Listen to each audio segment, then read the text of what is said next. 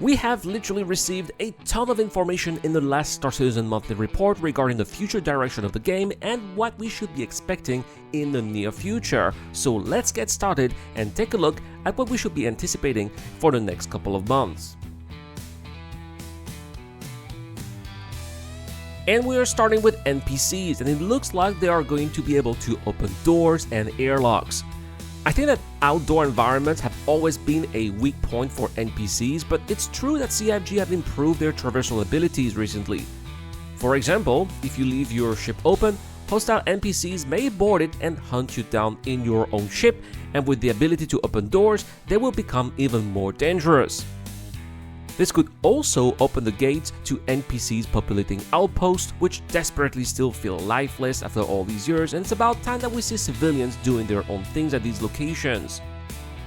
Eventually, they will come with ships, land, leave their ships, buy and sell commodities, and leave, but we are still very far from that vision since they are still learning to open doors, apparently. It seems that these efforts are made in combination with efforts to release StarArchitect this year, which is a tech designed to procedurally populate planets. NPCs are also going to gain the ability to perform melee actions, which is awesome. I would love to get into a fist fight or a knife fight with NPCs. I would see the situation plausible when they run out of ammo and choose to keep on fighting instead of running away. Hey, if CIG gets creative, we can even have MMA or wrestling matches in those rings that the developers have created, which will be a ton of fun in my opinion. But that's not all for NPCs. Physical mission givers are making further progress. More work was done on Recco Battaglia, the mission giver that we used to have at Levski and who is scheduled to return this year. It looks like she will be accompanied by 2 assistants, Isaac Kepler and Amir Lucas, but no further details were given about these 2. I just hope that they will be physically present around Levski and not just characters on screen like everyone else. But before we move on to ships and vehicles, a quick word about our giveaway. This month I'm giving away 3 prizes. YouTube subscribers who comment to any videos posted this month can get a chance to win an Aurora Mark II. If you join our Gleam contest, you are in for a chance to get an Golem OX. Patreon and YouTube members, in addition to having automatic access to the Aurora, can also win an Atlas Geo. All the links are going to be found in the description.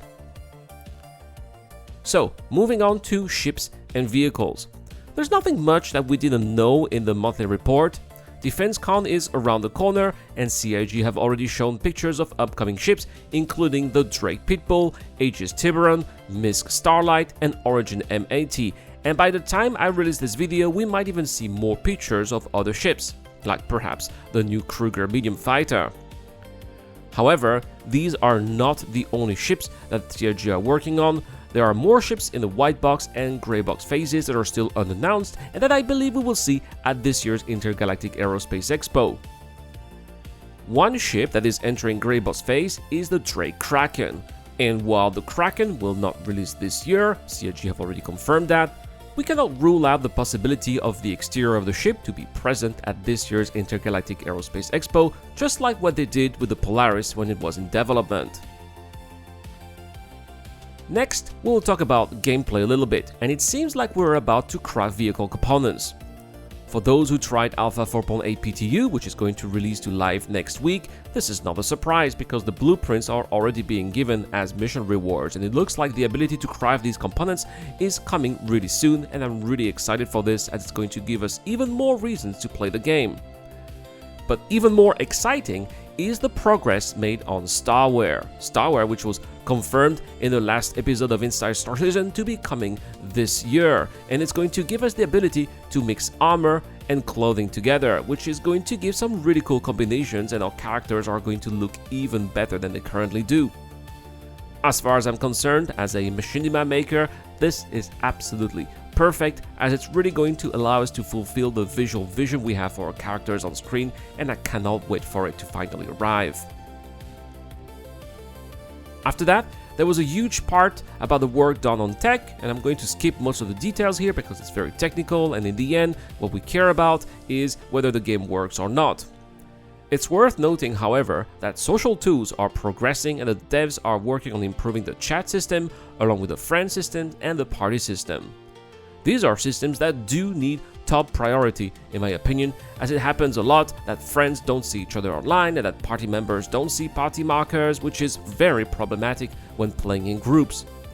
We also have an update on server meshing, which apparently got an update in order to be more robust with how the game works, and that's good news because we've seen a lot of instability lately with the return of the 30k errors, so it looks like the devs are actively working on fixing that. Last but not least, we will finish with tech art and animation, and it looks like we might be getting Titan suits soon. CIG did not directly say that, but they mentioned that they are working on a super heavy combat suit. They are not even calling it an armor set, so it looks like it's going to be something closer to an Argo Atlas but for combat, and anyone who's been following the game knows that it's got to be the Titan suit that we have been teased for so many years. It's gotta be, right? Let me know in the comment section down below if you think it is. On a more trivial side, it looks like we are going to get new heads in our character customization tool, and the Sand Apex Vala card that we saw at SeasonCon 2 years ago is finally coming. I have a feeling that we will not only see it on Monarchs but also on Daymar. I don't know, I think it should be an extremely rare occurrence that only happens on very few locations. Let me know what you think about that in the comment section as well. Anyway, it was, as you could see, another very interesting monthly report. We may not be getting a CitizenCon this year, which is very strange given the fact that Squadron 42 is supposed to release this year, but also a lot is coming to the verse and we are already seeing tangible progress. I don't know about you guys, but I'm very confident about this year. I have not been this motivated to play like this for a while, and I think that a lot of you guys too, so that's a very good sign for the project. And that is all for this video. Thank you so much guys if you made it until the end. A big shout out to all of you. Lots of people have been joining the channel recently, so thank you so much guys. Thank you so much for subscribing, liking the videos. It has really helped the channel a lot and I'm very humbled for your support. I'm also very humble for the people who are supporting on Patreon and on YouTube Join membership as well. It really helps the channel a lot, so a big shout out to Dr. Frobin, Socartacisius, The Key to Ducker, Shadow Rise and Zero Crusher. I have been the Eradicator. Thank you so much for watching. I will see you guys in the next one.